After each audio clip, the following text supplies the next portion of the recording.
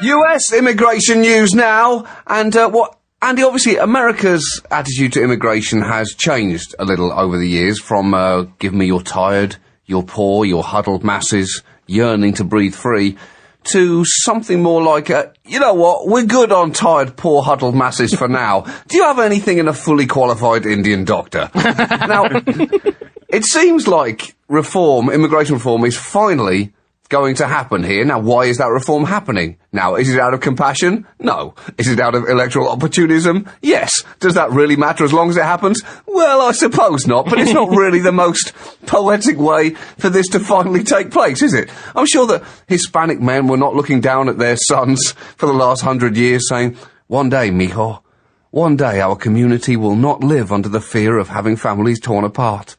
When, Papa? When will this happen? Ah, I shall tell you, mijo. It shall happen when one side is reluctantly forced to come to terms with the fact that changing demographics have painted them into a corner, and it must listen to basic mathematics if it is to survive as a political entity. Let us hope so, Papa. Yes, mijo. See. Immigrants in America. That's fair enough, you know. Javier Bardem can't do all the films himself, can he? I'm on your toes, Bardem!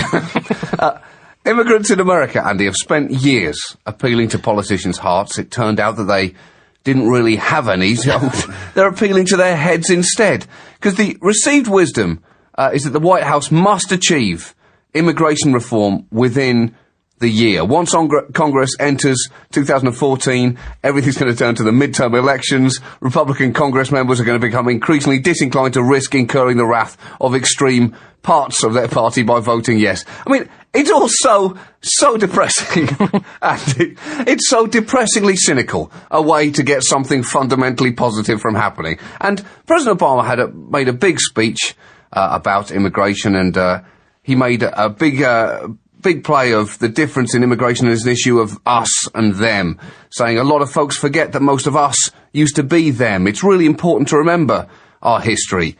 Unless you're one of the first Americans, a Native American, you came from someplace else.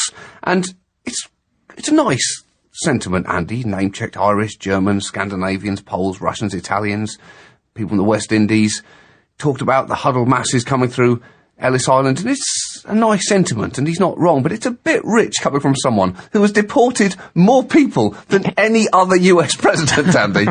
He's presently, the Obama administration deported an average of 12,000 more people per month than President Bush did. So I'm glad he's coming around, Andy, but let's not claim that this is the king of compassionate immigration here.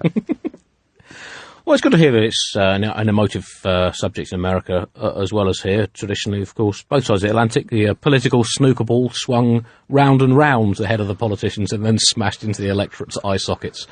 And both sides, you get people bleating like three-legged sheep on a snowboard about this sort of supposed wave of immigrants coming over to steal the culture that we'd previously stolen from them, and panic generally spreading through the nation like a hedgehog under a steamroller. So I think it's time that we both grew up as a nation, John.